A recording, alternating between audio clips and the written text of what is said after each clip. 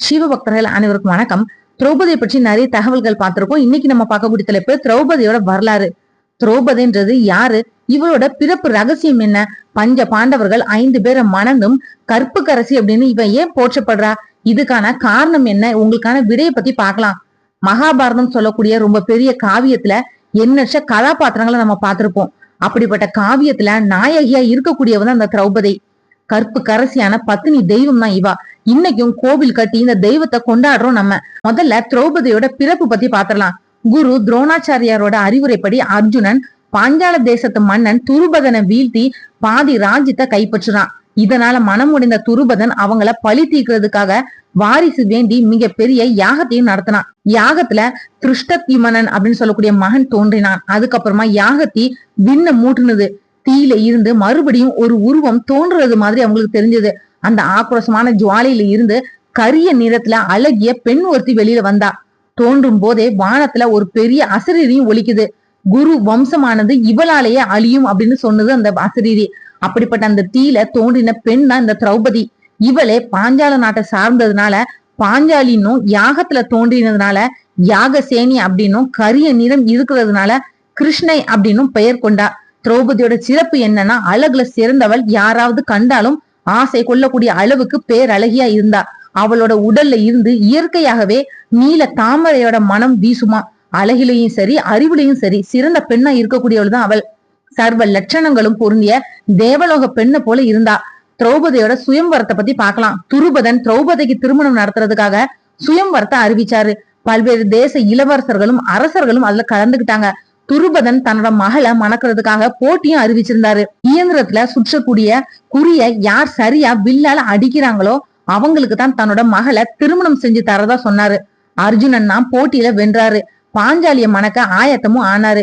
வெற்றி கொண்டதுனால திரௌபதியோட குந்திய பாக்குறதுக்காக போனாரு.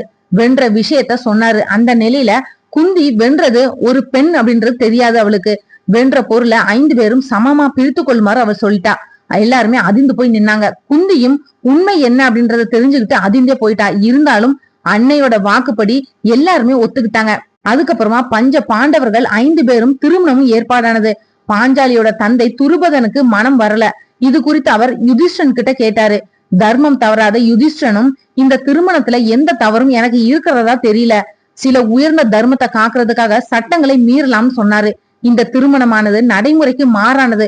ஆனாலும் ரொம்ப பெரிய தர்மத்தை நிலைநாட்ட போகுது. ஆனாலும் துருபதன் ஏற்கிறதுக்கு கொஞ்சம் தயங்கினாரு. திரௌபதியோட பிறப்பு ரகசியத்தை பத்தி பார்க்கலாம். பாண்டவர்கள் அனைவருமே முற்பிறவில தேவர்களா இருந்தவங்க. பாஞ்சாலின்றது ஒருத்தி கிடையாது, 4 தேவர்களோட மனைவியோட சக்தி.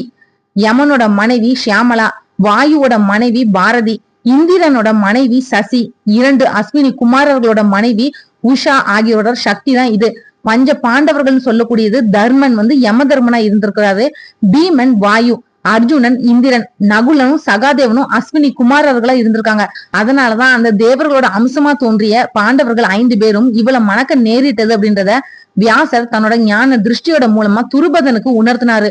துருபதனும் திரௌபதியோட பிறப்பு ரகசியம் தெரிஞ்சுட்டு ஒத்துக்கிட்ட திருமணமும் நடந்தேறினது. 5 பேரோட மனைவியா இருந்தாலும் திரௌபதி 5 பத்தினி கன்னிகைகளை ஒருத்தரா போற்றப்படுறாங்க. சீதை, அகலிகை, தாரை, மண்டோதரி, திரௌபதி அப்படின்னு கற்பு நெறி தவறாது வாழ்ந்த மாதர்களை போற்றுறோம். திரௌபதி 5 கணவர்களையும் சமமா மதிச்சா. 5 பேரை தவிர பிரிதொருவரை நினைக்கவே இல்ல. மேலும் ஒருத்தர்கிட்ட கூடினதுக்கு அப்புறமா மற்றொருவர்கிட்ட செல்றப்போ மறுபடியும் கன்னித்தன்மையை அடையக்கூடிய வரமும் பெற்றிருந்தா. அதனால கணவர் 5 பேரோட ஒழுக்கம் தவறாம வாழ்ந்துட்டு வந்தா. வேறு எவர் மீதும் எந்த ஒரு இச்சையும் கொண்டது கிடையாது. கற்பு நெறி தவறாத திரௌபதிய சூதாட்டத்துல வென்று துரியோதனன் சபையில துச்சாதனன் அவளை நிர்வாணப்படுத்துறதுக்காக துகில உரித்தான். கிருஷ்ண பக்தியினால அவள் காப்பாற்றுறதுக்காக கிருஷ்ணனையும் அழைச்சா.